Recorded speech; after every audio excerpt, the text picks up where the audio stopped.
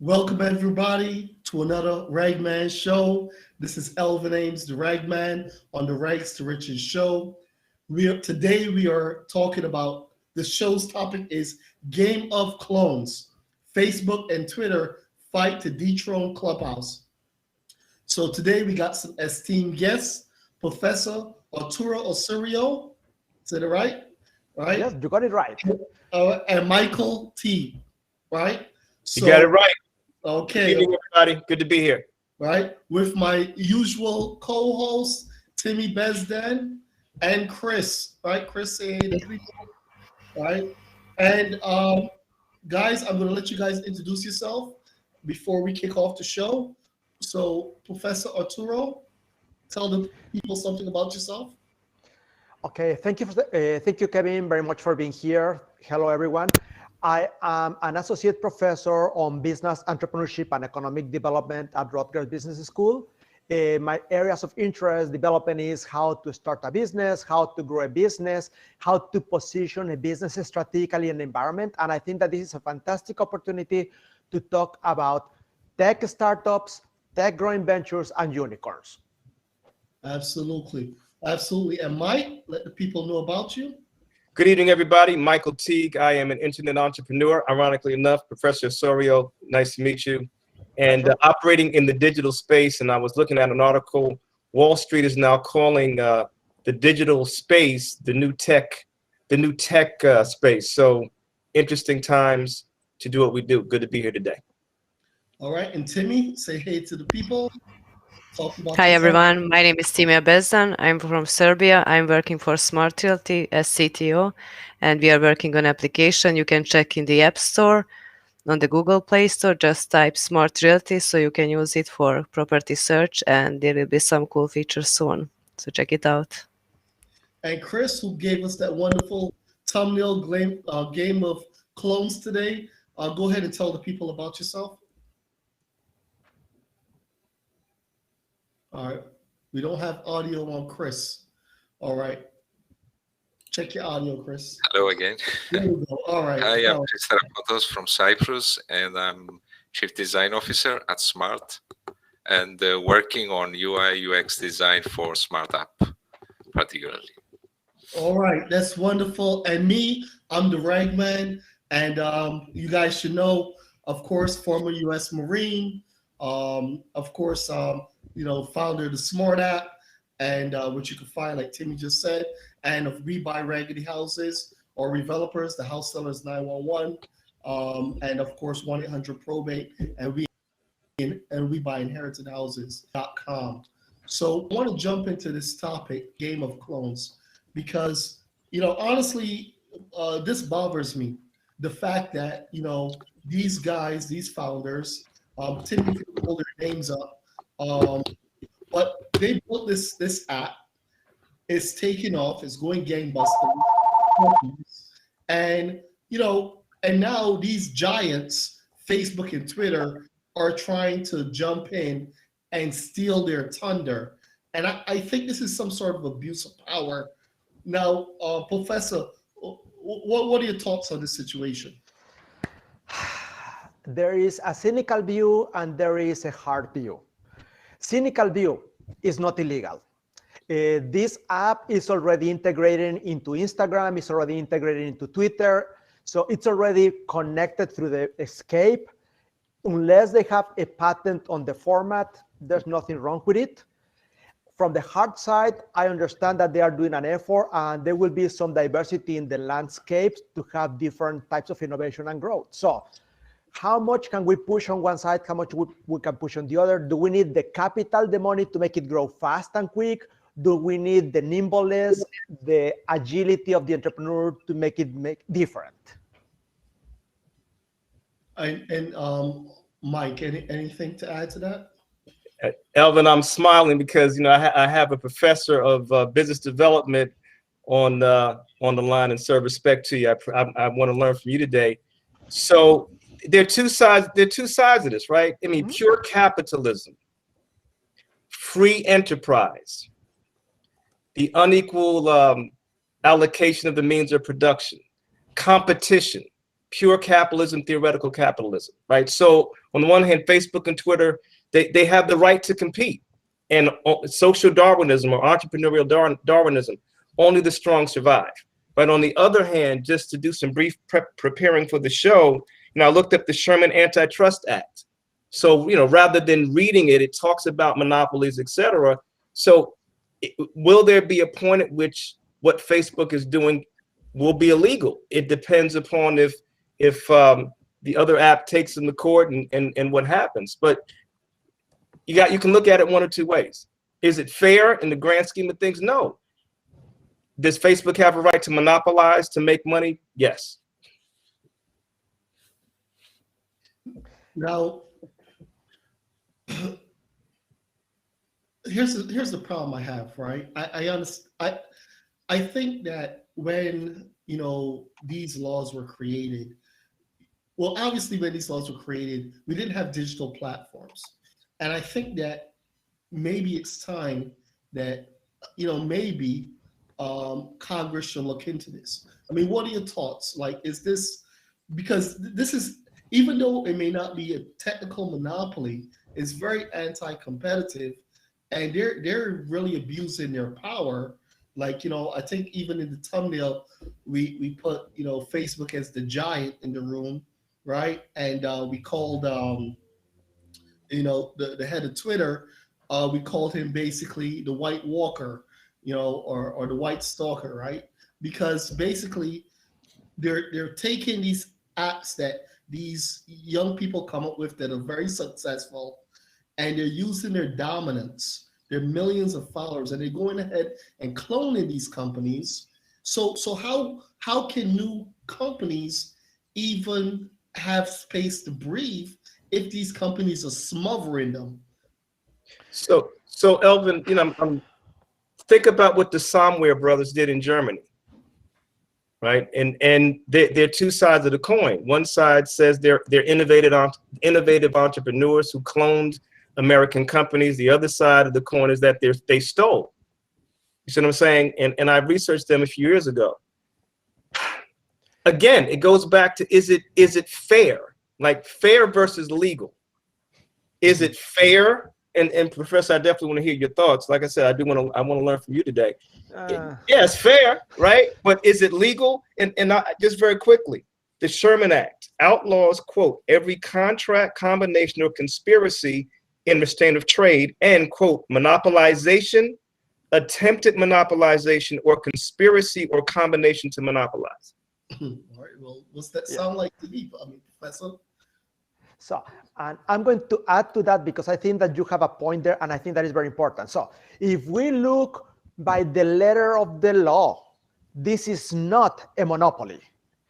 A monopoly is based upon antitrust law.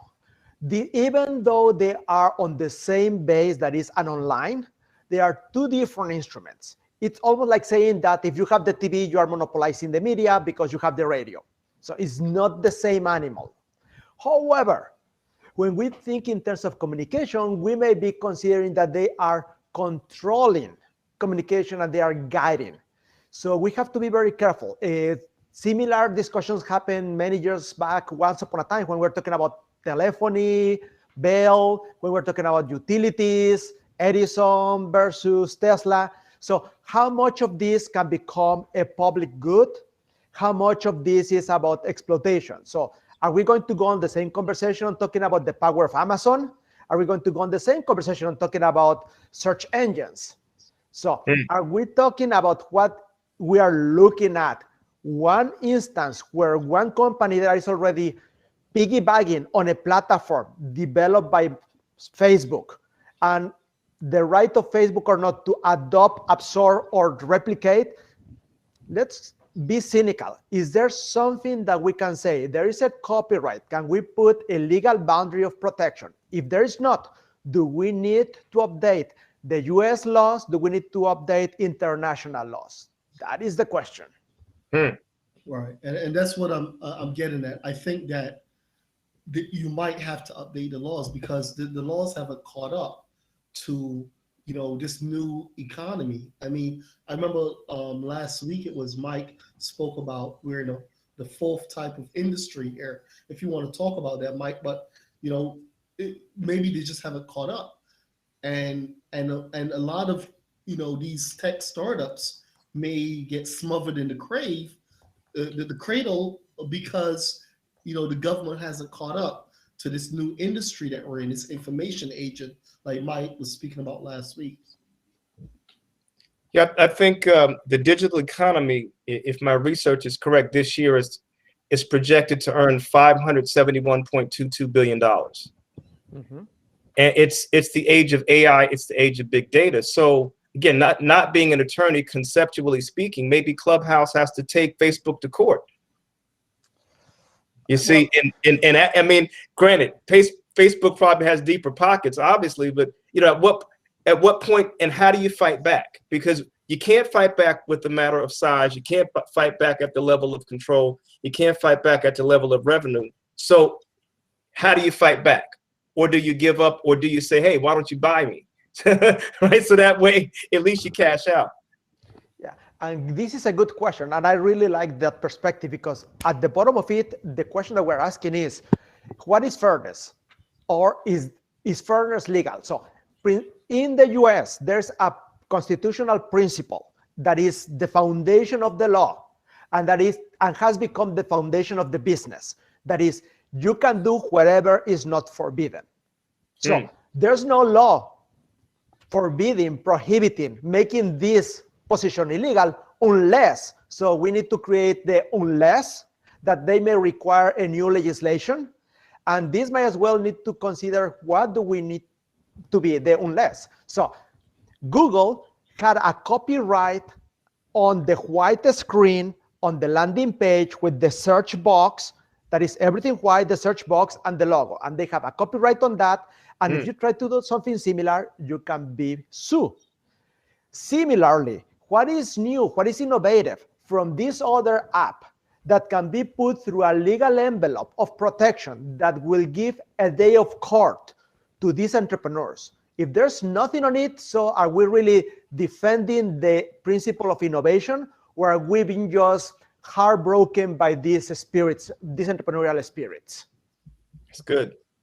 That's good. And Elvin, I think maybe what you're calling for is, I'm just coining a phrase, maybe, entrepreneurial activism. I mean, we know about social activism all over the world throughout human history.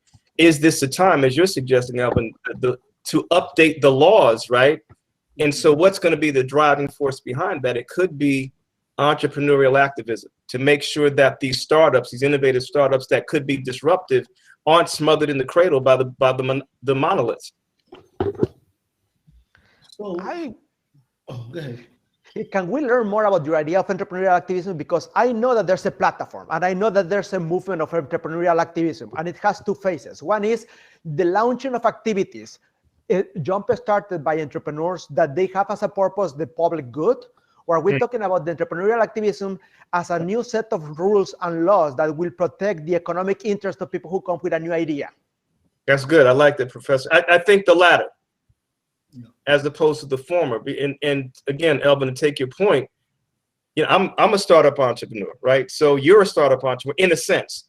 So I think we need to have a fair shake, that our innovation, our ability to build a team, to raise money, to compete in the marketplace comes from a level playing field. Okay, that is a tricky question, because that conversation was already undertaken by the US Congress about 500 years ago, and it took place when they changed the patent law. Patent law used to be first in time, first in right. So you will see the movies when the entrepreneur will have this brilliant epiphany in the middle of the night. They will write it in an envelope, they will mail it to themselves, and by getting this postcard with the name, with the description of the invention and a time stamp, they could guarantee that being the first to come with the idea, they were the first with the right to exploit the idea. That's former history. The new law that has passed a couple of years back ago, I don't remember exactly when, says that is the first to register. So, so that is the question. So yeah, under the Obama administration, again, from what I've read, he wanted to assist the small business person. So he advocated for, and I'm just using layperson's terms, first to file, right? So again, entrepreneurial activism from at that time a friendly administration saying, hey, let's give the small business person, the startup entrepreneur, a somewhat level playing field. And from what I've read over the years, small business is the driver of economy in America. Absolutely. And it's the biggest employer in America. 99.9%. Absolutely. And if you let the 0.1% dominate, what happens to all the rest? What happens to innovation? It actually affects the economy, and to that point, to those points you guys are raising, personally, when we have a startup, Smart, right? And I'm always worried that when I have to go to these funders, and they're already invested in a lot of these big companies, and now you have to pitch your idea to these guys. I heard people say, "Oh, the idea without implementation is nothing." No, sometimes the idea is everything. And I worry that a lot of because like I had to present our concept to a few investors, and they don't get back to you, and you're presenting them all this information that it took you years and years to accumulate, and it's kind of scary. So now you have this, I think that this company is still in beta mode, and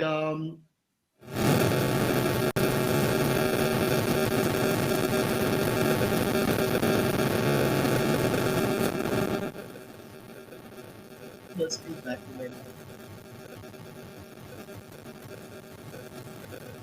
Timmy, you got feedback? Yeah, that's Timmy. Yeah, Timmy, fix your mic. You're giving us feedback. Okay. All right. Yeah, that's better. Yeah, just You're still getting feedback.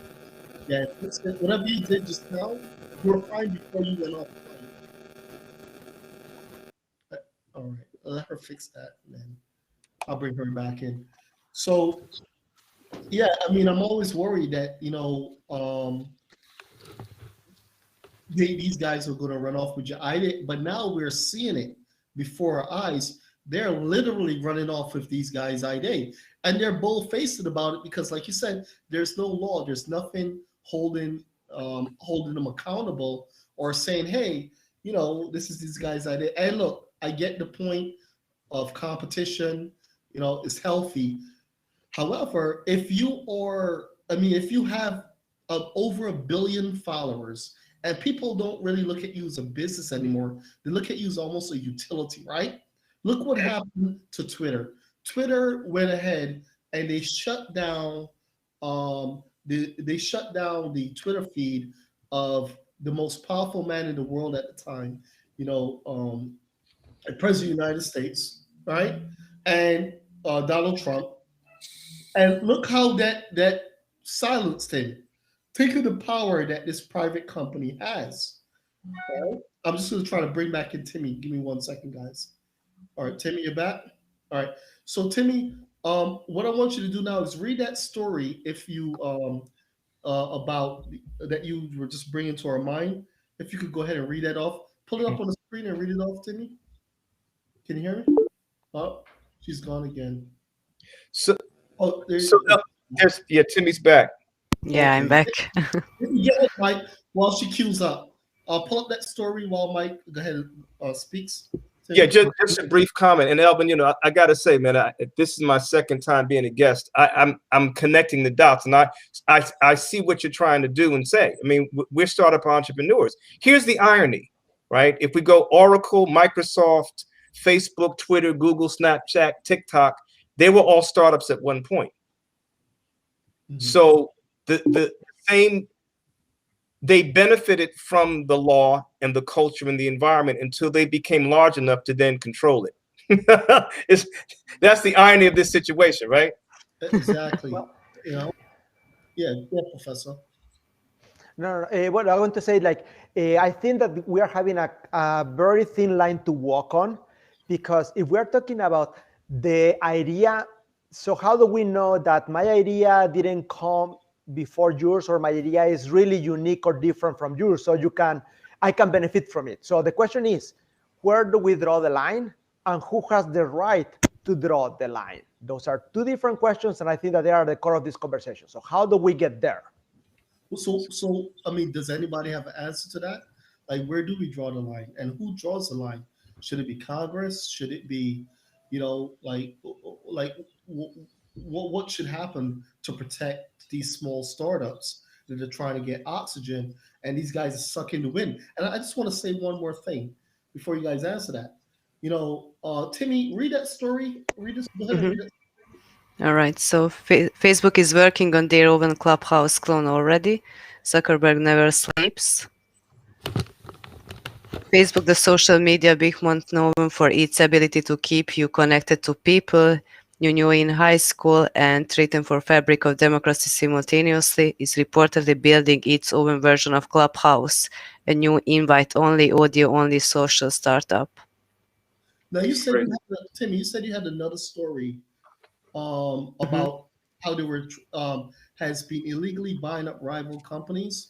Can you? Yeah, it says Facebook has been illegally buying up rival companies in order to maintain the industry monopoly. There it is. There it is. Read the rest of that. For nearly a decade, Facebook has used its dominance and monopoly power to crush smaller rivals and snuff out competitions, all at the experience of everyday users, said Attorney General later James of New York. Letitia James, is that her? Spell that? Yeah. General Letitia James of New York. And this was a recent article.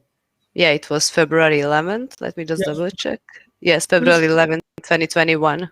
Yeah, just finish reading the end of that paragraph, and then we're going to jump into to talk about that, because that's powerful. Finish reading the rest of that if you don't mind. All right. The Democrat leading the multi-state investigation into the company. As per the New York Times, the company's stock fell 2% to 277.70 a share after the lawsuit were announced. Yeah, read the rest now, because Facebook is trying to... Yeah, Facebook, of course, denies these charges, as well as the idea that they are simply ripping off Clubhouse social audio infrastructure with their new, as yet unnamed venture. We've been connecting people through audio and video technologies for many years and are always exploring new ways to improve that experience for people, said Emily Haskell, the spokesperson for the company. Sounds fake, but okay. We'll take all the online destruction we can get right now. Wow. Well, we were just talking about who should... Right? That answers a question. Right, the Sherman Antitrust Act. Right, the Sherman Antitrust Act. Wow.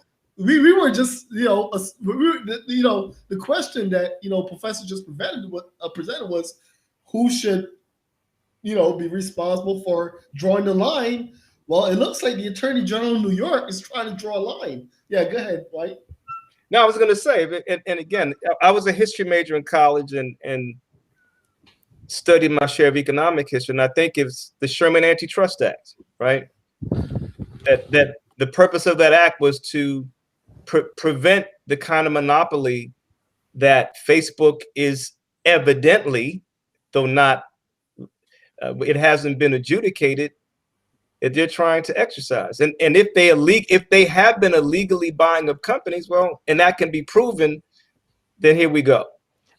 Okay, so I'm going to ask you to indulge me and ask you to elaborate. How do you see this to be an antitrust, and what do we mean by illegally? Because to be illegal means that there's somebody's breaking the law, and to call this antitrust means that they are within the format of. So what is illegal, and how is this being solved? This is good, Professor. So let me say to everybody, I'm not an attorney. I'm raising this as something to consider. This has not gone to court from what Timmy read. What I'm saying is that we can begin to discuss what Facebook is doing in light of the Sherman Antitrust Act. That's all I'm saying. I would be walking beyond the bounds trying to give legal advice. That said, I can talk about it because the Sherman Antitrust Act exists. Now that's for a court of law to decide. But, Professor, thank you for raising the question. Well, Professor, back to you, because the Attorney General of New York just literally called it illegal. That's a recent story, February 11th, right? Yeah, but you see, there is a difference between calling somebody doing an illegal action or presenting charges for an illegal action. So far, a newspaper article is just a commentary until there's a document that says the US government versus Facebook. It is just a commentary. And an allegation, right? Yep. Well, why do you think they put it out there, though? Because they don't, that's not something that, these politicians and lawmakers, they don't just say stuff offhand. You think there's a reason they put it out there? It's a warning, maybe like, hey, we're watching you. What do you think the reason for putting that out there? I don't want to put words on somebody else's mouth, especially when it's somebody at that level of power. I don't want to presume that I'm reading minds, because lucky us, we cannot read each other's minds. But I can say that there is a level of concern. So the question is this a proper concern or not? And what does it mean, concern? The other part of this conversation is investment. When we have a small business, when we have an entrepreneurial venture, we need capital. Capital is fuel. So how do you jump start it? So the question is, how far can companies like Facebook invest in small ventures to get them off the market? And how much is this investment to be considered a takeover of ownership? And again, we are starting to see that this is not as simple as it looks like. We are looking into treasury funds, investment, control mechanisms, ownership, intellectual property. So where do we look for, and what is the entry point on this very interesting conversation? I think too, we need to talk about the role of government in society. I mean, and what Adam Smith, The Wealth of Nations, I mean, laissez-faire, right? So, as a person of color, if the government didn't intervene, we would still be in chains. So, there is a notion of government intervention. How much, I think, is beyond the scope of an entire conversation. At the same time, I think if the market is left unfettered, then small businesses like ours will not survive if they happen to mirror larger companies like Facebook, or if larger companies like Facebook see these companies like Clubhouse as a threat, and like, hey, we're gonna crush them before they get a chance to live. We're gonna crush them. We got the money, we have the connections. We're gonna snuff them out. Okay, you're bringing a beautiful conversation that I had some time ago. Literally, if we remove the name of the companies and we turn back the calendar, we're talking about some industries in the energy sector where they were going left to right buying patents to shape the progress and the control of the emerging markets. So can we use the same model if we are going to go for that? Do we need to develop a new model? Furthermore, is the purpose of innovation the enrichment of the innovator person, or is the purpose of innovation the wellness of society? That will mean that innovation may need to have different channels of funding and different purposes to be controlled and regulated. So for me, I think that the playing field needs to be as level as is possible. Okay. To give everyone a chance who wants to innovate, who wants to risk capital, to be able to do that and have a fair chance of succeeding. Okay. Competition notwithstanding. Okay, so that argument relies on the premise that the purpose of innovation is the wealth of the individual. What if and I'm going to go like radical 500 years into the future. And for this, I apologize because we're talking 2020. So I'm going to be looking further 25, 21. So what if we can create a system where innovation is for the pleasure of innovating and creating betterness, So the competition for richness is no longer the argument, but the creativity and the honor that comes from being the one who makes everybody's life better. So Professor, I mean, again, it's interesting, Elvin. Yeah, every guest there's a different dynamic. So I think you can argue with my premise, but I don't agree with your position that my premise is only about the richest of the individual. I think it's a false dichotomy. I think that which can benefit the individual can also benefit society. You see what I'm saying? I mean, let's take Facebook. Let's take Facebook out of the current conversation. You know, if it wasn't for Facebook ads and Instagram ads, I wouldn't have a business. So it's benefiting Mark Zuckerberg, his investors, but it's also benefiting me. You see what I'm saying? So it's a both and. Yeah, no, and I agree with you, and I really thank you for bringing this point, because exactly that's what I wanted to get to conversation. I'm trying to follow this exercise of reduction to absurdity to see where do we go with this on these extremes. So if we really think about it, what is the purpose of what we are doing, or what is the purpose of what we want to get done through these mechanisms? So do I want to be able to reach a larger, for example, there was a beautiful exercise, context COVID, that it was done by, I think was the president of Tonga, who he needed to reach the poorest of the poor to give them the benefit check to help them survive. And we're talking families that will get a $15 check, 1-5, to survive for a month. And that will help them to pay the fertilizer for their crops, the school for all their kids. Like, we're talking like people who really need. He used technology to get there. He used geotags, geomaps, data, social data usage, phone usage. So there is a patent to it, to what he did. This was an open patent. We go to the other side. Right now we have COVID.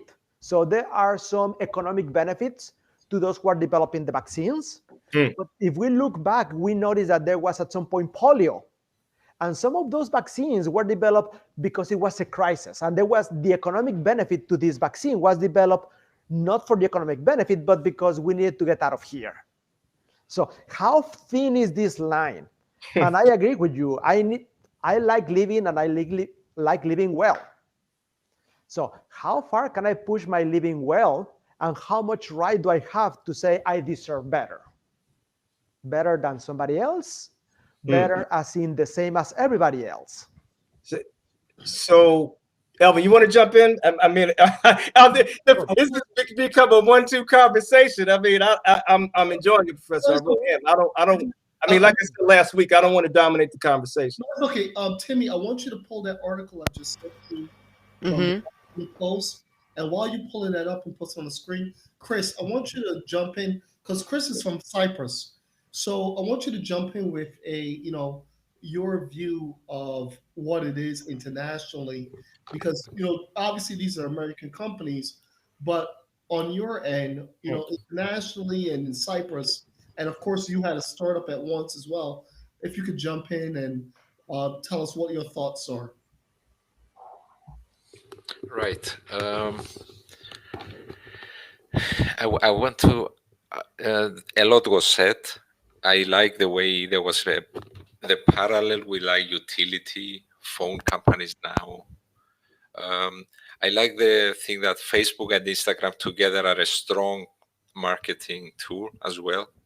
And what would we have done without it? And I think that for startups and so on in Europe also,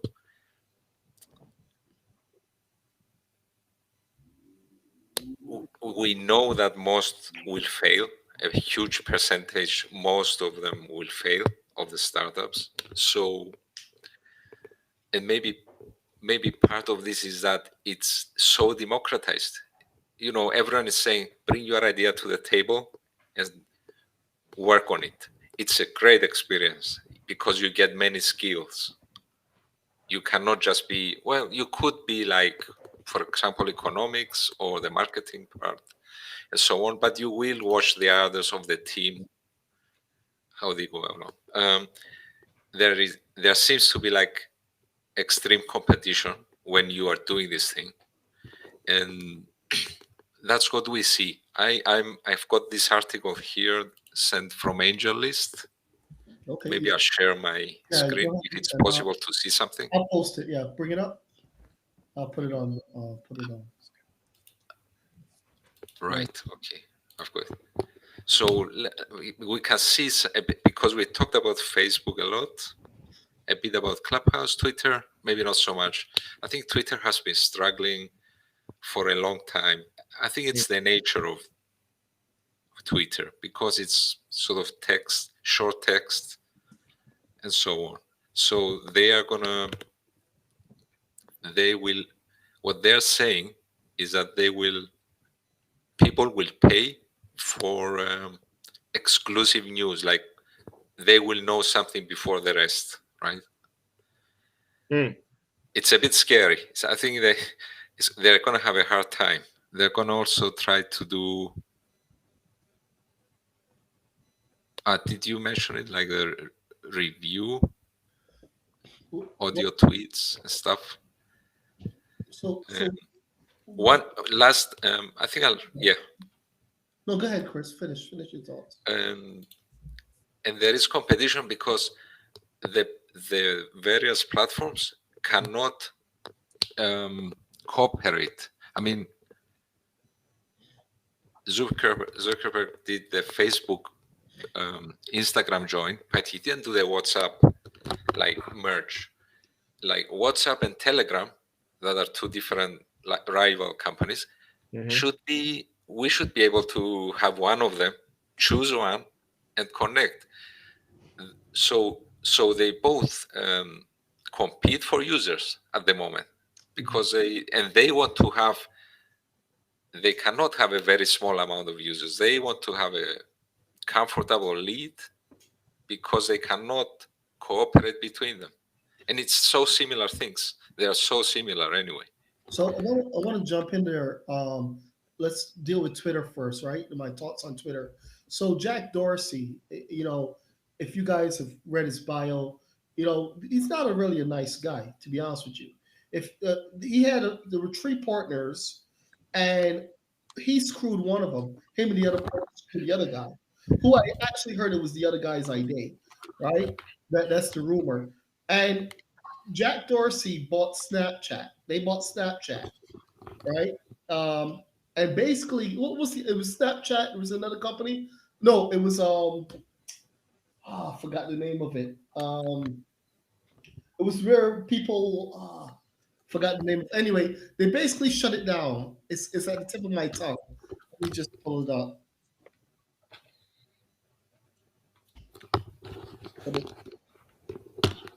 Yeah. It's going to come to mind right now.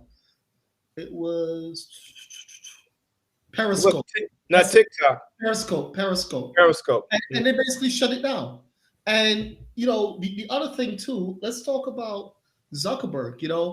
Zuckerberg, that Facebook was not Zuckerberg's idea. People forget that. That was the two twins' idea. And not only was it his idea, Zuckerberg had a partner. And they made a whole, movie about this, where basically he screwed his partner. He did. Out of this company. These are not nice people, And to that point, before you guys jump in, Timmy, I'm gonna release the article, if you can read it, about what it says there. If you could read that article a little bit. Yeah, sure. Silicon Valley feared Facebook's polite tactics years before they came to the attention of regulators. Facebook didn't keep its promises of independence to WhatsApp and Instagram, and used years of anti-cooperative conduct to neutralize rivals, according to legal filings. Legal filings. Yeah, keep going. There's some more there. Facebook executives approaches Ali Partovi, the creator of a popular app that used Facebook's data a decade ago, with a threatening ultimatum: sell your company to us or we will shut you down, according to legal filings. Partovi's app, I Like, had a built-up predecessor to the like button. Oh, that's interesting. Keep going. Partovi refused the offer shortly after Facebook discontinued features that I Like relied upon, pushing Partovi to sell his startup to MySpace for a fraction of its previous value. Facebook then built its own like button model after I like.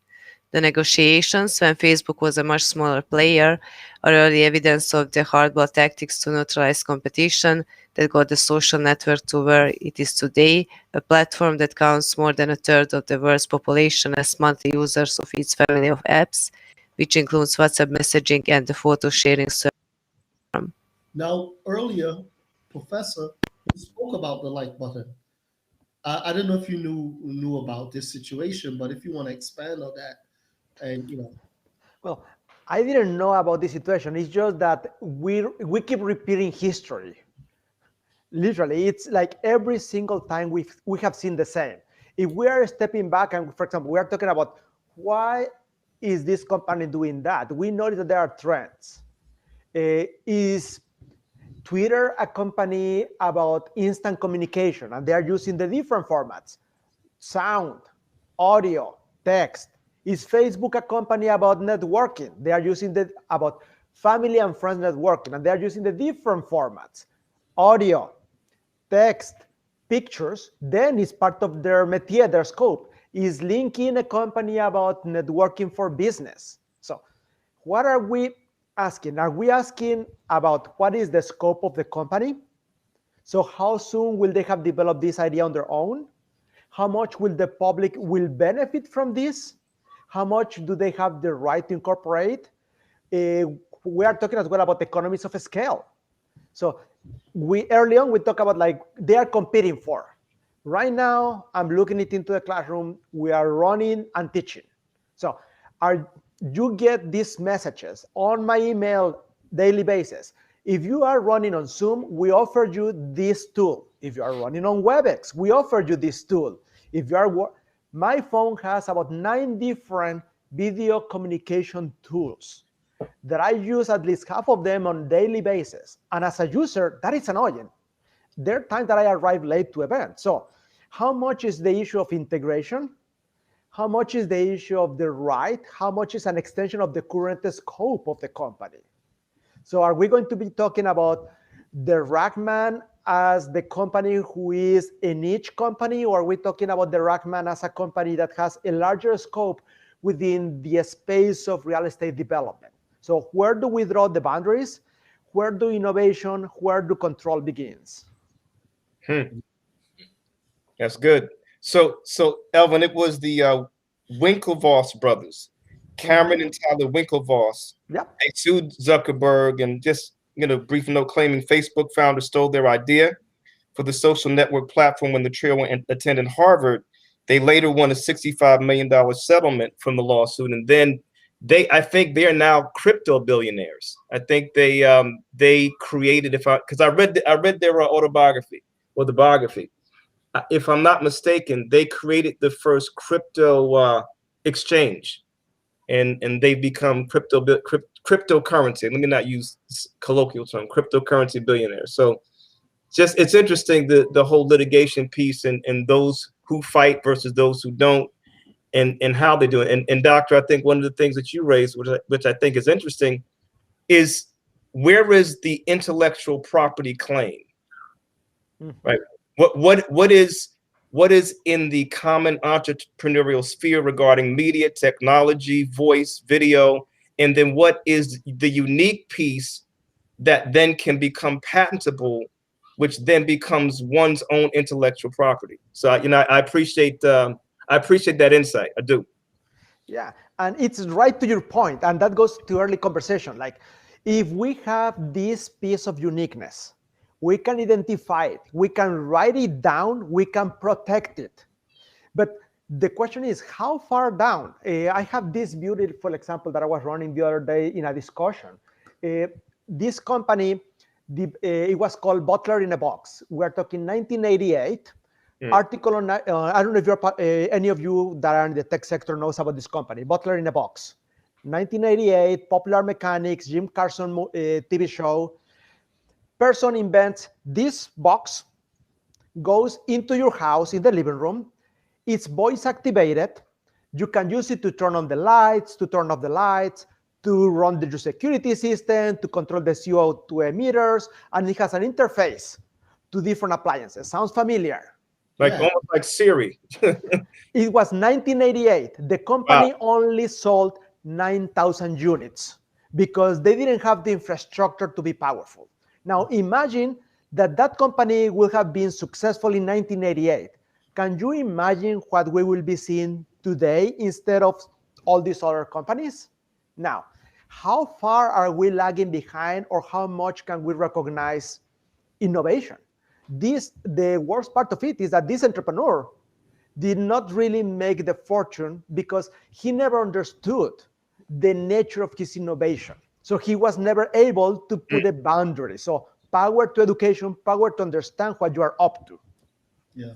And also to, I tell people in business, sometimes some businesses are ahead of their time. You know, um, I have this argument a lot with realtors. A lot of realtors, they get complacent when they hear, well, Zillow's making certain moves. And we had about, I think it was last week, we had a discussion on the move Zillow was making. And they don't, Zillow owns 90% of the top of the funnel. So it's the number one search that people go to when they're looking for a house. And now Zillow's now becoming a brokerage, you know, after they took all these agents' money in the marketing, they've become a brokerage and now they're buying the companies that agents used to use. They're buying Dotloop. They're buying Showing Time, which the agents use. They've bought dozens of companies that agents are using, and they could just flip a switch, shut these companies down, and render these agents useless. If they're getting 90% of the funnel beforehand, and now they're competing with you, and I think that what happens when you see these things, these companies like Facebook and Twitter make these aggressive actions against companies that are now coming up, like Clubhouse. People tend to ignore it because they say, well, those Clubhouse guys are rich. Who cares about them? Right? Until you're the one that gets the idea, or your kid is the one that gets the idea, and this big dominant monster comes in with their money and say, I'm going to bury you. The same thing with Amazon. Look at Amazon. Look how, and let's be real, this is disgusting what they do. You go and 50%, by the way, 50% of Amazon's profit in e-commerce comes from their marketplace, which are people who sell products on the Amazon marketplace. 50% of their revenue, right? It's the most profitable part of the e-commerce platform. The only thing more profitable is AWS, which is their cloud servers, right? Mm-hmm. So what Amazon does is it looks for companies. Because it has all the data. It sees what company has a product that's selling well. So you're a little mom and pops. Hey, let's go manufacture this trinket. The trinket does well. You go from a few hundred sales to millions of sales in a few years. And Amazon sees that, and what they do is they say, oh, because you have to register who your manufacturer is. And they use that to say, oh, well, let's see who the manufacturer is because of safety reasons. Then they go back to the manufacturer. Hey, we're at Amazon. We want to produce an Amazon product. I forgot the name, what they call it, Amazon essential product or something. And they basically wipe this small moms and pops company that played by the rules, by their rules, wiping out a business. And look, I'm not a big fan of big government, right? Let's be honest. But at some point, the government has to say enough is enough, right? Enough is enough. At some point, they'll probably say enough is enough. And look, I hope those words, they may come back to haunt me at some time if our company blows up. But I can assure you, everything that we've done thus far has been our own innovation, in building smart. So, there has to be some mechanism or something that, some check against these companies because it continually it festers, and to the point now where attorney generals are calling it illegal. But I'll let you guys continue the conversation on that. Yeah, Elvin, I think I hear what you're saying. I mean, I'm everybody, because I do media also. I'm looking down for those who will be watching this, because I'm actually taking notes and just preparing some final thoughts. Just to jump in, I think government has to exist across the world, across human history, and there's always the debate from the right and the left, progressive, conservative. What is the role of government? How much government intervention? I think that at the very least, government needs to intervene to the extent to which the small business owner and the startup entrepreneur has a level of a playing field as possible in order to achieve success. I mean, I have some other thoughts at the end, but I want to say that for now in order to kind of piggyback on your thoughts. Yeah, and if I can piggyback on your piggyback, I will take it a little bit extended, but at the same time back in time. The role of government has been to coordinate resources, to protect the weak, and to ensure the well-being. So when we look to theocratic governments, we think of governments that they have the power because it's God-given. When we look at democratizing governments, they have the power because people has it given it. So different type of governments have different sources of power that allow them to enact and control these purposes. Are we looking, and this is kind of like a seeding a conversation that might be too controversial even to think it, but are we looking at this new conglomerate of technology to become the new government of a new alter identity where we are the virtual citizens? And what we're witnessing is not the fight between the mighty entrepreneur and the powerful giants, or are we looking at a new conversation about what is the space of being, what are the identities, and who has to design what this new reality will become? That's interesting. That's good.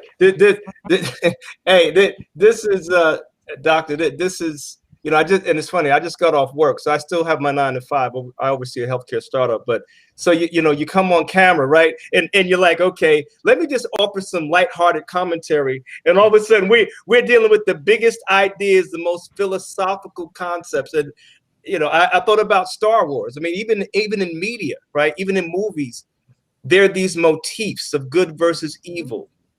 The Death Star and big versus small and the apocalyptic. For me, I just think, Elvin, you're raising a good point, and even having this topic, I think that at the end of the day, in as much as possible, everyone should have a fair shot to succeed. And I'm a pragmatist, and I said this to my team. I am a pragmatic visionary. So we understand the Facebooks, the Walmarts, et cetera, are going to exist. The thing is, can they dominate and crush competition for their own ends? See, that's I think Elvin, that's really what you're raising by having this conversation. Yeah. When it's it's like I box. It's like a lightweight fighting a heavyweight. I don't care how good that lightweight is.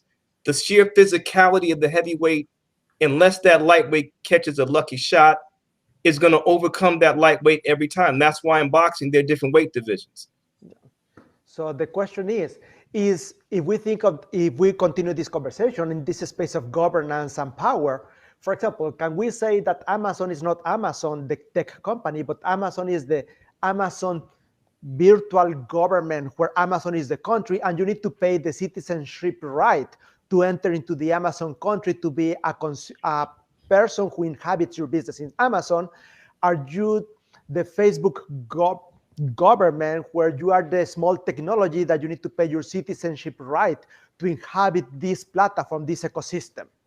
Because Doctor, the thing is that you raised a good point earlier. All of these conglomerates started off as startups. Yeah. So the other side of the argument is, are we, and I'll use myself as an example, are we being haters because Mark Zuckerberg became successful. You see what I'm saying? So he started like everyone else. He started at Harvard and college. You know, where did we don't hear a lot about Larry Ellison and Oracle, but you know, how did he start? And Apple started in a garage. So they were all startups at one point. And did they have to navigate the very same waters, if you will, metaphorically speaking, and dynamics that we do? So see, that's another piece that's kind of the devil's advocate position. Yeah. And if I'm going to go into your extreme, think of it using the same example through the same metaphor. Europe was a bunch of independent countries, now is the European Union. So are we looking at a bunch of different technologies that will become one single technology when they integrate and we have technologies of a scale? Or so I'm all for it, for innovation. I believe that my life is going to be better if somebody's creative. I know that I don't have the capacity to be creative in every single space, nor the time. So how much can I incentivize innovation? How much can I make sure that innovation reach everyone? Like Twitter will be useless if you doesn't have this humongous platform. So how do I let Twitter to be useful as a technology without letting them control the space of the technology? Now, speaking on that, so Timmy, Timmy has a background, and you can tell him about yourself, mergers and acquisitions. Just tell him a little bit about what you did, and then weigh in on what your thoughts are, because the company you did is kind of gobbled up a lot of little companies. So just weigh in Yeah. on this situation, and what do you think of Professor and Mike's positions? Nice. So I did acquisitions before, like acquisition of pharmacies, and we had like a big pharmacy chain called Beno in Serbia, and we bought smaller pharmacy chains and even like individual pharmacies. So that's how we growth, right? So that was our strategy for growing. But there are still some another smaller pharmacy chain that exist, but they are less and less. And they are also like those individuals, just like one pharmacy. And I think like some similar situation with the supermarkets as well. And there are big supermarkets that are chains, but there are still those individual stores that existing and operating, right? So it can be like similar analogy to the apps. So there are like these big platforms, like it is Facebook, so they did the acquisitions with and the merger with Instagram and WhatsApp, right?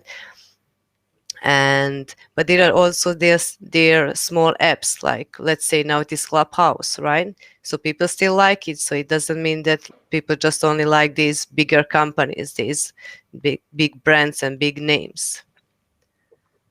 So what I'm gonna do now is thanks for that, Timmy, and and what I want to do now is we gotta wrap up because we're coming up to 6 o'clock, and I'm gonna let Professor go last to finish us out. Mike, just go away with the final thoughts, and then plug yourself and your company, and then I'll let Professor go after you. Again, Elvin, thank you for the opportunity. Appreciate being on. So just three very brief things. Dr. Sorry, I learned a lot from you today, sir. I appreciate the conversation. The playing field needs to be as level as possible to assist small businesses and startup entrepreneurs. Government intervention to facilitate that fairness. Thirdly, and here's the pragmatic piece, startup entrepreneurs need to be aware of the environment in which they're going to attempt to innovate, be creative, survive, and hopefully succeed. That they're gonna have to interface with the Facebooks, the Instagrams, etc.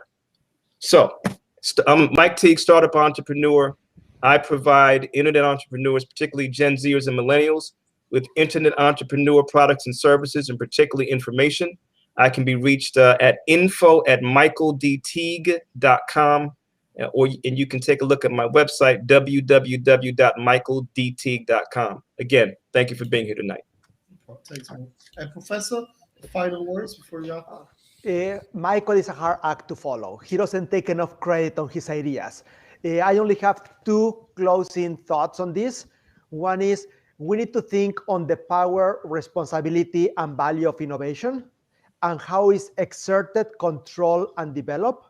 And we need to think on the balance between the need to have economies of scales and providing products and services to every person who needs them, versus how much control do you give to those who need to grow to the size to provide those. And this is as well piggybacking on Timmy's idea on pharmacies. A large chain of pharmacies have cheap products to everybody, but small pharmacies give a lot of work. So how much do I find, where do I find that value? So control, innovation, and balance. Absolutely. And with those words from Professor, we will be wrapping up. Thank you, everybody, for coming out and watching us. This is Game of Clones. I'm elvinames, aka the Ragman, and we had a great discussion today. And I want to thank Doctor for coming out and Mike for coming out, Timmy and Chris, everybody. And you guys have a wonderful day. And I will see you guys soon. All right. Thank you. Have a good night. Good night, Thank everyone. you. Good night. Thanks, Bye-bye. Timmy. Thanks, Chris. All right, Professor. See you later. All right, Chris. See you later. Thanks for coming out, guys.